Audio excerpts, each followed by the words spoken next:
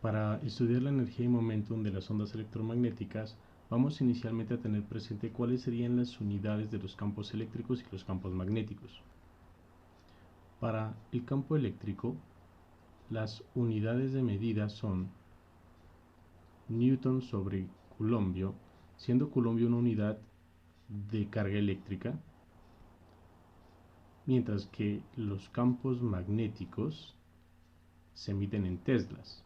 Por ahora solamente nos interesa tener presente que los coulombios y los teslas son unidades de campos eléctricos y magnéticos que ustedes van a aprender en su curso de física 3. Luego, por otro lado, recordemos que las unidades de la permitividad del vacío eran coulombio cuadrado sobre newton por metro cuadrado. Entonces, lo que quiero yo mirar es que dada la relación 1/2 de la permitividad del vacío por el campo al cuadrado, ¿cuáles serían las unidades que se tienen para esta cantidad? Esas unidades serían entonces las de epsilon 0, que vemos que son coulombio cuadrado, sobre newton por metro cuadrado, multiplicando a las del campo, que serían newton al cuadrado sobre coulombio al cuadrado. Es claro que uno de los cuadrados del newton que está en el numerador se va a cancelar con el que está en el denominador. Coulombio cuadrado se cancela con coulombio al cuadrado y esto nos da igual a newton sobre metro cuadrado, el cual yo puedo multiplicar por metro y dividir sobre metro. Me da entonces un newton por metro sobre metro cúbico, y newton por metro usted sabe que es igual a julio sobre metro cúbico. O sea que esta cantidad que vemos a la izquierda es una cantidad cuyas unidades son unidades de energía por unidad de volumen. Eso básicamente viene siendo una densidad de energía. Esta cantidad nosotros la vamos a definir con la letra griega eta y la vamos a llamar densidad de energía. Es claro que la forma real de obtener esta densidad no es por comparación de unidades como lo hice yo. Realmente esta cantidad se obtiene cuando uno hace un estudio detallado de la electricidad y el magnetismo y hace el análisis de cuál sería la cantidad de energía que aparece debido a un campo eléctrico. Y esto evidentemente ustedes lo van a aprender en su curso de física 3. La cuestión es que como no podemos dar todo lo que en ese curso se va a dar porque sería adelantarnos, entonces por ahora es más conveniente introducir la densidad de energía del campo eléctrico de una manera menos formal, es decir, hacerlo de la manera como acabo de hacerlo yo con respecto a comparación de unidades, y es suficiente para lo que estamos trabajando hasta ahora. Por otro lado, tenemos también de la clase anterior que la magnitud del campo magnético era igual a la magnitud del campo eléctrico dividida sobre la velocidad de la luz.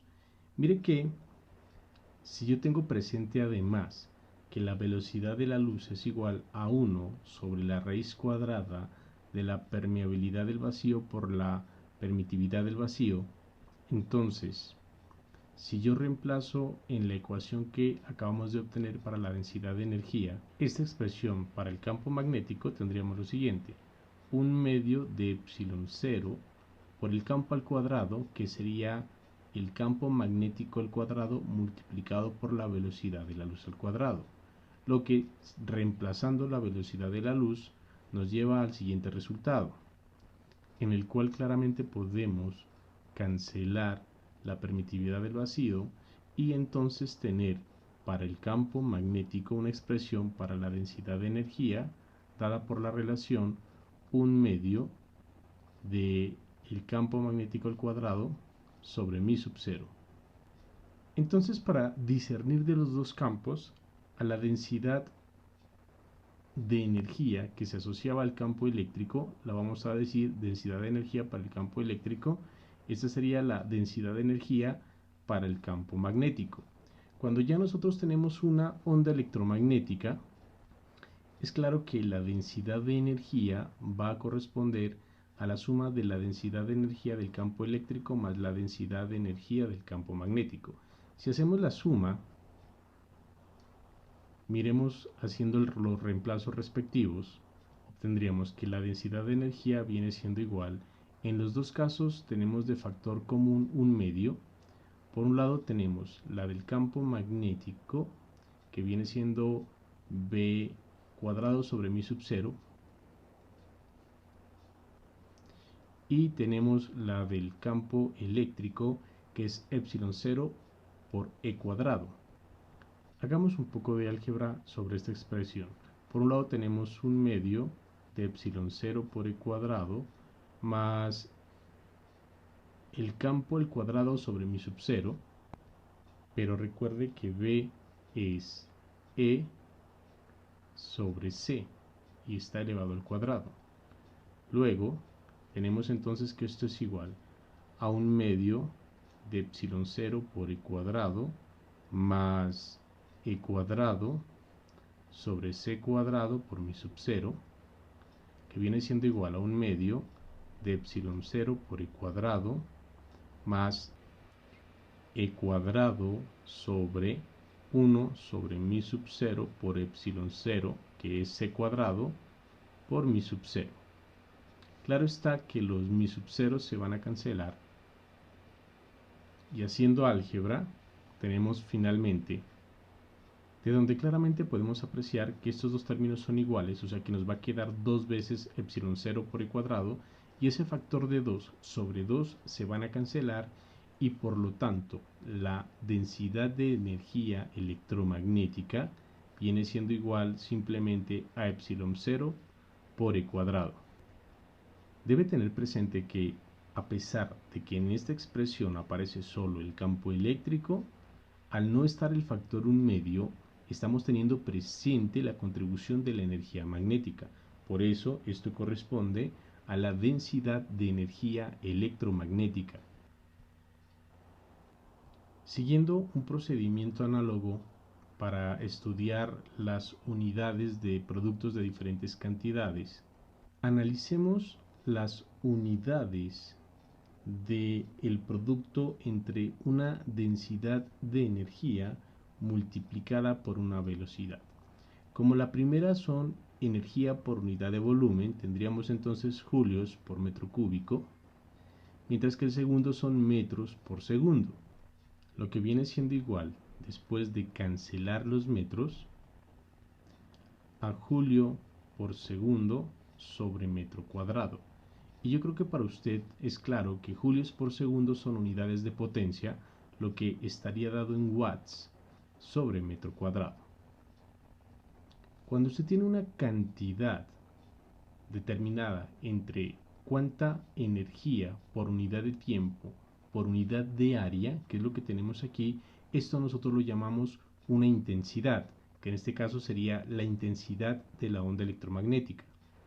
Y a esa intensidad nosotros la vamos a denotar con la letra I, que por definición vendría siendo entonces la densidad de energía por la velocidad con la cual se está propagando la onda, que para nuestro caso la velocidad de la onda es la velocidad de la luz.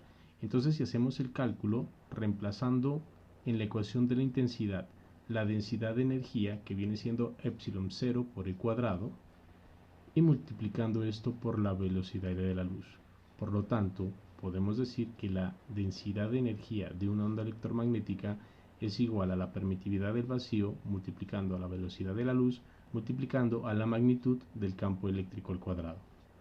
Ahora consideremos el caso en el que nuestra onda electromagnética es una onda electromagnética plana, lo que quiere decir que tanto el campo eléctrico como el campo magnético estarían expresados en términos de una función trigonométrica. Si reemplazamos esta expresión en la expresión para la intensidad de la onda, tendríamos que la intensidad de la onda viene siendo igual a epsilon 0 por c por la amplitud del campo eléctrico al cuadrado multiplicado por seno cuadrado de kx menos omega t.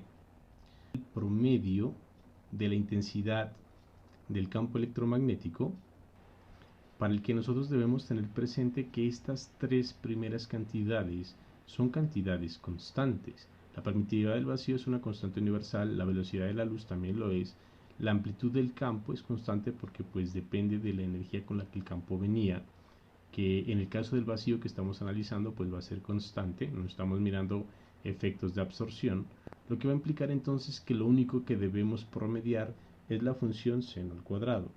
Y como ya se sabe de la matemática, el valor promedio de una función seno cuadrado es igual a 0.5, con lo que por lo tanto podemos decir que la intensidad promedio de la onda electromagnética es igual a un medio de la permitividad del vacío por la velocidad de la luz por la amplitud del campo eléctrico elevado al cuadrado.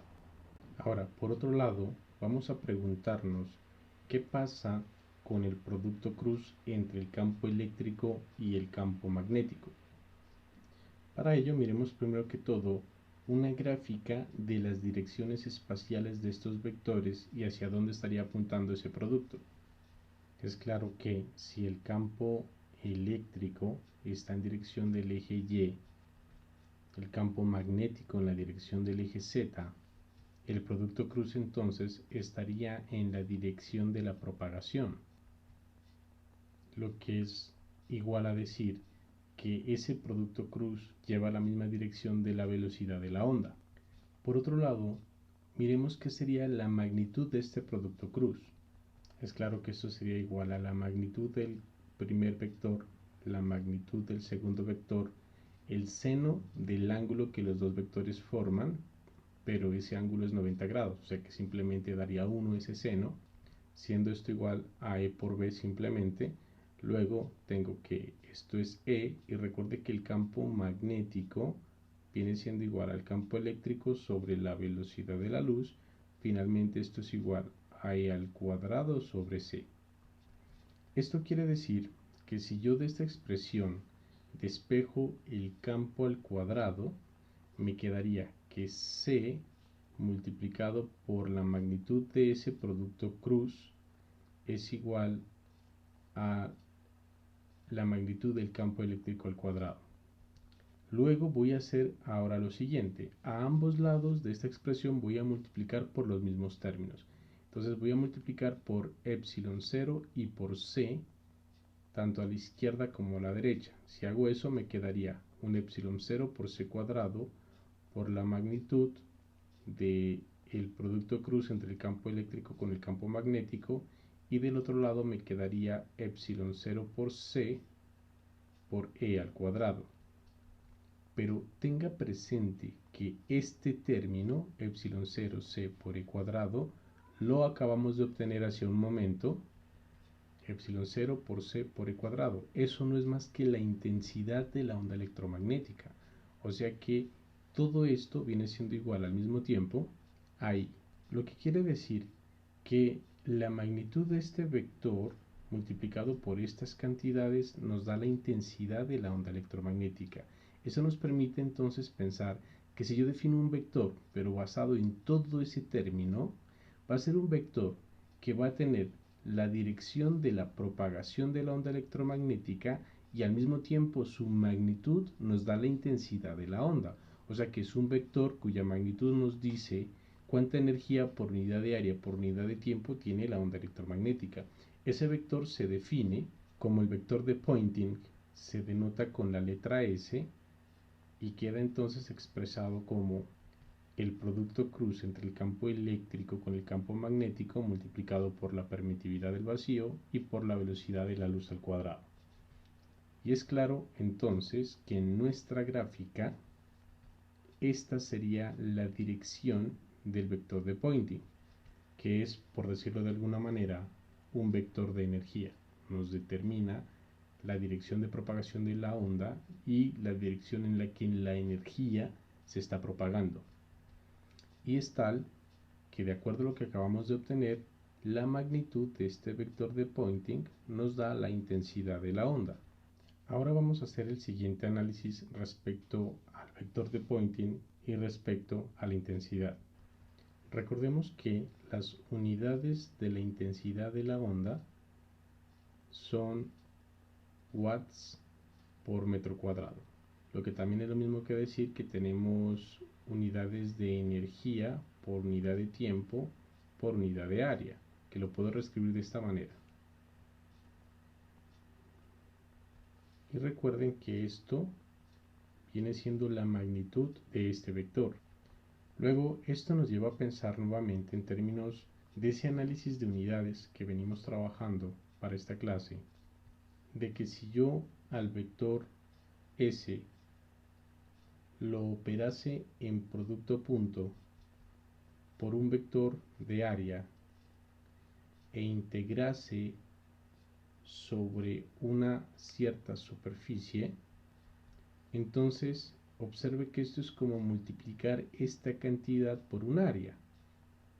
Y cuando multiplique por un área, las unidades de metros cuadrados se van a ir, lo que implica que esta integral es una cantidad que me va a quedar solamente en unidades de energía por unidad de tiempo, lo que me permite escribir que esto al mismo tiempo va a ser una variación de la energía por unidad de tiempo. He decidido escribir la energía utilizando esta letra para diferenciarla de la letra E que corresponde al campo eléctrico. Esto matemáticamente define el flujo de este vector por unidad de área. Aquí realmente es área, lo que me determina el flujo de energía por unidad de tiempo por unidad de área, lo que viene siendo igual entonces a la integral de superficie de epsilon 0 por c cuadrado por e cruz b, punto de A. Ahora vamos a hacer el siguiente análisis.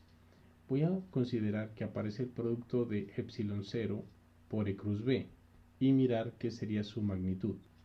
Sabemos que esto sería epsilon 0 por la magnitud de e por la magnitud de b, y esto al mismo tiempo viene siendo epsilon 0 por e cuadrado sobre c.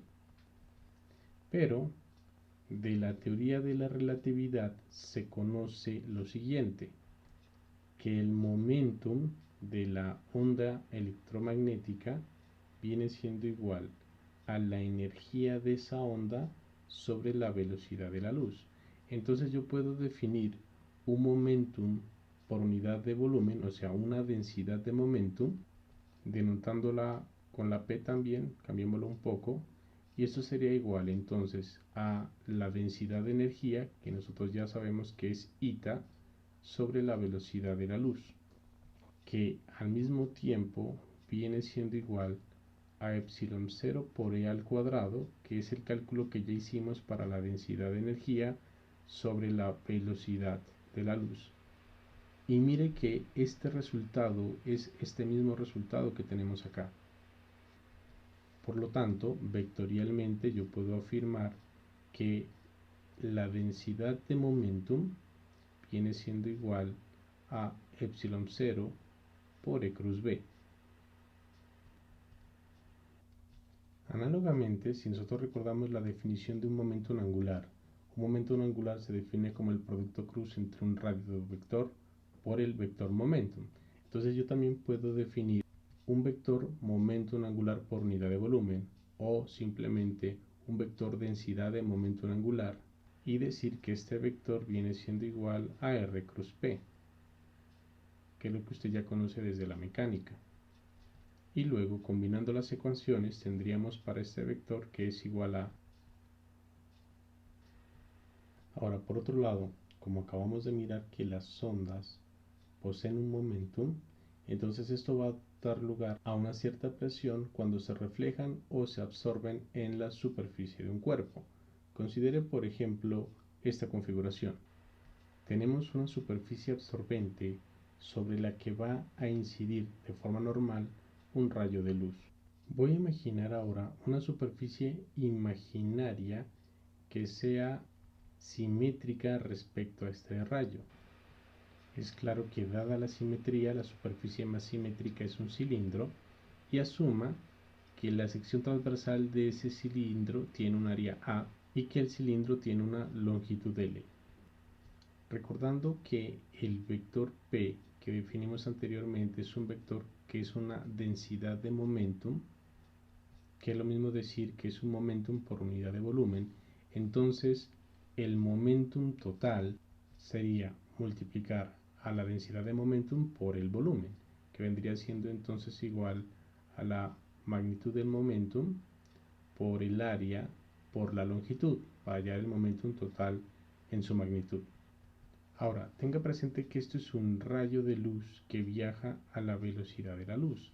Eso quiere decir que el recorrido que hizo la luz viene siendo igual a la velocidad de la misma multiplicada por el tiempo que haya demorado en recorrer esa longitud L. Y por el otro lado, la fuerza que esa radiación electromagnética está haciendo sobre la superficie, pues viene siendo igual al momentum por unidad de tiempo, que vendría siendo igual a la densidad de momentum por el área por la longitud sobre el tiempo, que al mismo tiempo viene siendo igual al momentum por el área por la velocidad de la luz por el tiempo sobre el tiempo, de donde es claro que podemos cancelar los tiempos. Y finalmente obtener lo que llamamos la presión de radiación como la fuerza por unidad de área, de donde tenemos entonces que la presión de radiación es la velocidad de la luz multiplicada por el vector densidad de momentum. Pero acá arriba decíamos que la densidad de momentum viene siendo igual a la densidad de energía sobre la velocidad de la luz. Esto es igual entonces a C por Ita sobre C, de lo que cancelando esas Cs pues nos queda que la presión de radiación es igual a Ita, o sea la densidad de energía electromagnética, que es igual a epsilon 0 por E cuadrado. Por lo tanto, la presión de radiación viene siendo igual a epsilon 0 por E cuadrado. Con esto concluimos que la radiación electromagnética también ejerce una presión sobre una superficie. Y recordemos que este cálculo se hizo para una incidencia normal, es decir, la radiación incide perpendicularmente sobre la superficie. Se pueden demostrar otros casos, por ejemplo, para el caso de una superficie perfectamente reflectora, y esto es porque la radiación reflejada tendrá un momentum de módulo igual al incidente, pero en dirección opuesta. Entonces la variación de momentum por unidad de volumen es el doble de la que teníamos anteriormente, teniendo presente que hace un momento estábamos considerando absorción. Y para una incidencia oblicua, es decir, que no sea normal, sino que se forme un cierto ángulo, tenemos que la presión de radiación viene siendo igual a 2 veces la velocidad de la luz por la densidad de momentum por coseno de ese ángulo. Ahora, si la radiación se propaga en todas las direcciones y por último, si la superficie es un absorbente perfecto, que quiere decir que absorbería totalmente la onda electromagnética sin que haya reflexión. Consideremos un ejemplo. Nos piden calcular la presión de radiación sobre la superficie terrestre si la energía incidente por unidad de área por unidad de tiempo, es decir, la intensidad de la onda, es del orden de 1.4 por 10 a la 3 watts por metro cuadrado. Nos piden suponer que la Tierra es un absorbente perfecto. Tenga presente que el dato que nos están dando es un dato de intensidad, porque nos dice que es energía por unidad de área por unidad de tiempo. Por lo tanto, nosotros tenemos que I, que es igual a la potencia por unidad de área, viene siendo igual a 1.4 por 10 a la 3 watts por metro cuadrado. Pero al mismo tiempo sabemos que la intensidad es igual a la densidad de energía por la velocidad de la luz, lo que implica que la densidad de energía viene siendo igual a esa intensidad sobre la velocidad de la luz. Como la intensidad tiene este valor y la velocidad de la luz sabemos que es 3 por 10 a la 8 metros por segundo al cuadrado, haciendo el respectivo reemplazo obtenemos que esta es igual a 4.7 por 10 a la menos 6. Luego tenemos que para un absorbente perfecto la presión de radiación viene siendo igual a 1/3 de la densidad de energía, con lo que haciendo el reemplazo respectivo obtenemos que esto viene siendo igual a 1.6 por 10 a la menos 6 newton por metro cuadrado. Si se está preguntando por las unidades ya se encuentran en esta presión de radiación. Cuando se hace la demostración general para llegar a esta expresión, esas unidades ya están consideradas en todo este producto. Ahora, por otro lado, analice el valor que se obtuvo para la presión de radiación. Es del orden de 10 a la menos 6 newton por metro cuadrado. Si usted compara este valor con el valor de la presión atmosférica, que es de un bar, que son 10 a la 5 newton por metro cuadrado, uno mira la gran diferencia, porque de 10 a la 5 a 10 a la menos 6 hay del orden de 11 órdenes de magnitud de diferencia. Por eso uno no siente la presión de la radiación electromagnética proveniente, por ejemplo, del Sol. Esta es totalmente despreciable con respecto a la presión atmosférica.